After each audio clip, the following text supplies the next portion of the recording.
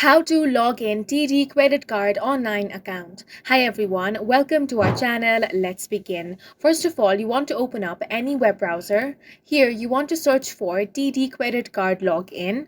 Then click on the very first website that you see. Once you're on this website, you want to scroll down and get to the credit card section.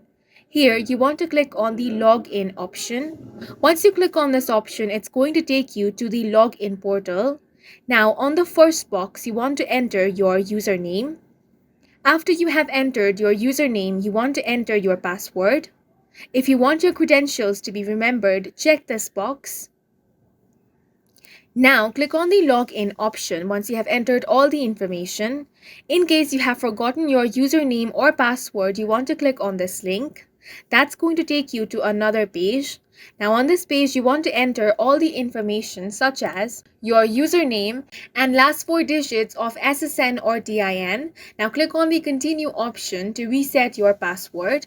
Once you have been logged into your account, you can now access your credit card dashboard. From there, you can manage your credit card account. And that's it for this video. If you have any questions or confusions, do let us know on the comment section. And don't forget to hit the like button and subscribe for more helpful tutorials.